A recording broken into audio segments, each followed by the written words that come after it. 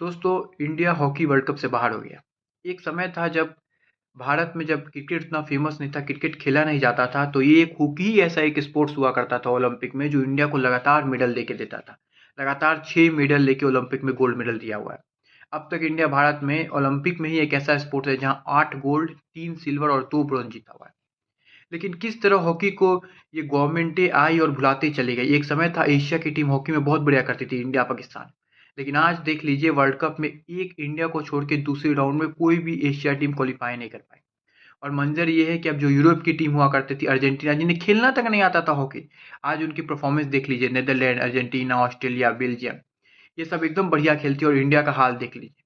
अगर मैं अब कहूँ इंडिया को किस तरह इंडिया इतनी पीछे चली गई हॉकी में कि 1975 के बाद इंडिया हॉकी वर्ल्ड कप के सेमीफाइनल तक में क्वालिफाई नहीं कर पाई है। सोच सकते हैं कितना बुरा हाल है इंडिया का वर्ल्ड कप हॉकी में। यहाँ 1975 सोच सकते हैं, जबकि लास्ट 2 वर्ल्ड कप इंडिया में हुआ है तब। और इस बार भी India world hockey world cup से बाहर हो गई। वो तो नीदरलैंड के खिलाफ ही हारने से वो बाहर हो गई थी, लेकिन अर्जेंटीना के खिलाफ एक उम्मीद बचा हुआ था।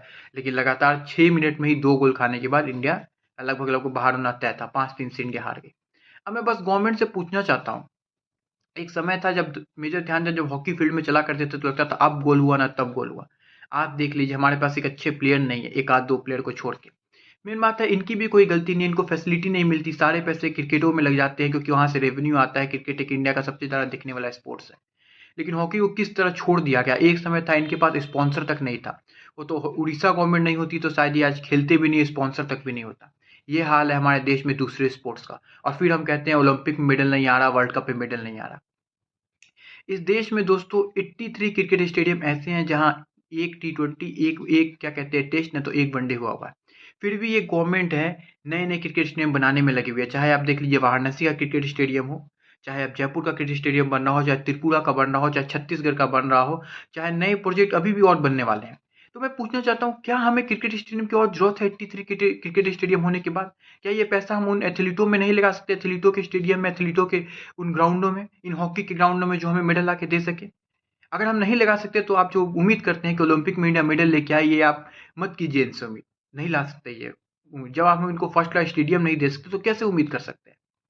जब हमारे पास 83 क्रिकेट स्टेडियम होने के बाद भी गवर्नमेंट लगातार क्रिकेट स्टेडियम में पैसा लगाए जा रही है। और फिर भी इतना होने के बाद भी हम कहते हैं कि हमारे पास इंग्लैंड जैसा क्रिकेट स्टेडियम नहीं है, ऑस्ट्रेलिया जैसे क्रिकेट स्टेडियम नहीं है।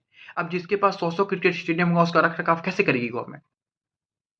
कैसे उसका स्टाफ रख रखाव करेगा? तो यही हाल होगा ना जैसे इंडिया में हो रखा है। आप दूसरे स्पोर्ट को वैल्यू ही नहीं देते और सिर्फ क्रिकेट को वैल्यू देते हैं। मैं जानता हूँ सबसे ज्यादा स्पोर्ट देखने वाला है, सबसे ज्यादा रेवेन्यू देने वाला है, लेकिन इसका ये मतलब नहीं है दूसरे स्पोर्ट को हम लोग